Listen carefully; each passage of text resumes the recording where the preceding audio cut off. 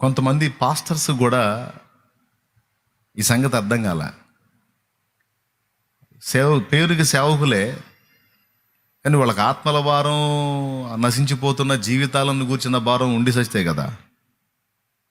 క్రీస్తు సువార్త వ్యాపించాలి, తెలియని వాళ్ళకి క్రీస్తు సువార్త తెలియాలి, అనేక మంది అన్యజనులు రక్షణలోకి రావాలి, జీవితాలు మార్చబడాలి, పాపంలో శాపంలో నశించిపోతున్న స్థితిలో ఉన్న ఆత్మలు రక్షింపబడాలి అనే భారం వాళ్ళకు ఉంటే కదా.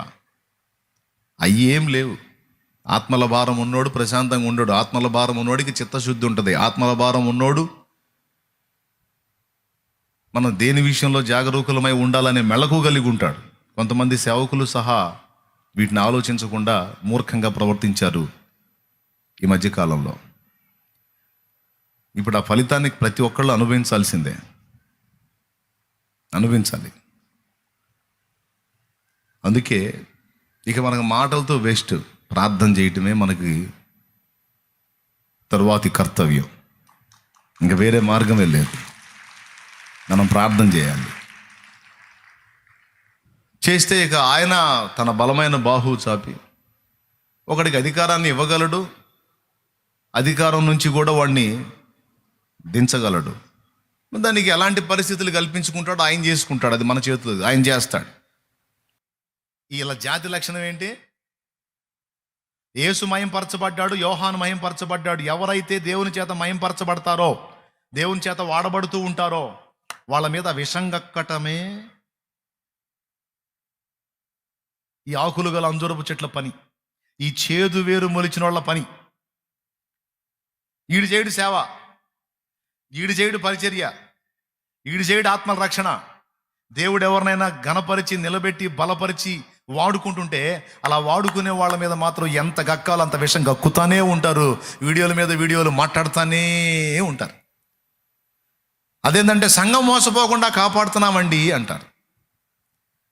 చాలామంది ఉన్నారు కదా, జనానికి తెలుసు కదా ఈ పనులు ఎందుకు చేస్తుంటే, నేను అందుకోసమే పుట్టానండి, నేను చెప్పకపోతే ఎవరు చెప్పరండి అంటాడు.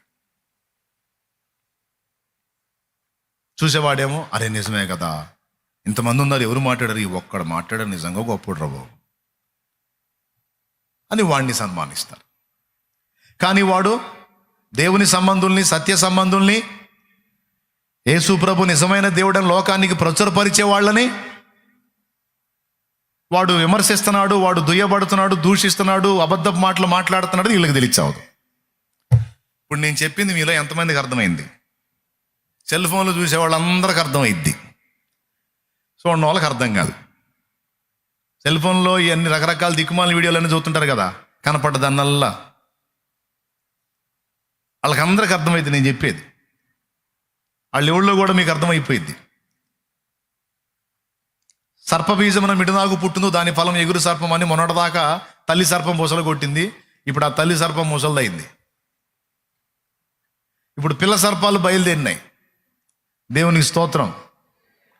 ఈ పిల్ల సర్పాలు బయలుదేరి తల్లి సర్పాన్ని మించిపోయినాయి. వీళ్ళ బోధలు రకరకాల బోధలు. ప్రార్థన అవసరం లేదు, యేసు ప్రభు దేవుడు కాదు, తండ్రి అయిన దేవుడు పెద్ద దేవుడు, యేసు ప్రభు చిన్న దేవుడు. స్టార్టింగ్లో అయితే అసలు యేసు దేవుడు కాదని బోధించారు.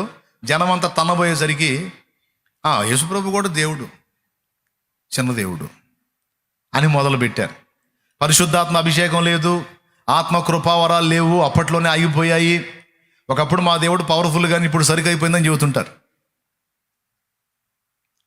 ఇలా దిక్కుమాలిన బోధలు. పౌలు శరీరంలో ఉన్న ముళ్ళు వ్యభిచార పాపమని, 666 ముద్ర దేవుని ముద్ర అని, యేసుక్రీస్తు రెండవ రాకడ అయిపోయిందని, ఇప్పుడు జరుగుతుంది 1000 ఏళ్ల పాలనని, విగ్రహార్పితం తినొచ్చు ప్రాబ్లమే లేదని. ఇక ఎన్ని రకాల బోధలు, విషబోధలోని అన్ని బోధలు. తల్లి సర్పం చేసింది, ఇప్పుడు పిల్ల సర్పాల లైన్లోకి వచ్చినాయి. వీళ్ళందరి పని ఒక్కటే, వీడెళ్ళి సువార్త చెప్పి 4 ఆత్మలు రక్షించి 4 జీవితాలను వెలిగించేటువంటిది ఏముండదు. ఆల్రెడీ కష్టపడి సువార్త చెప్పి ఆత్మల రక్షణలో నడిపిస్తారు చూడు, వాళ్ళ దగ్గరికి పోయి వీళ్ళ విషయానికి ఎక్కుతా ఉంటారు. అందుకే చెప్తున్నా, అందరికీ కూడా ఈ విషయంలో స్పష్టత ఉండాలి. ఎలాంటి ఆకులు గల అంజూరపు చెట్లని గుర్తుపట్టి వాటిని అవాయిడ్ చేయాలి. వాళ్ళు విషం చిమ్ముతున్నటువంటి వ్యక్తుల విషయంలో కొంచెం మెళకువగా ఉండాలి. వాళ్ళ దృష్టి అంతా కూడా ఎవరన్నా కొద్దిగా గుర్తింపబడితే చాలు, వీళ్ళు విషం కక్కటం మొదలు పెడతారు. వాళ్ళ మీదనే ఇంకా దాడి.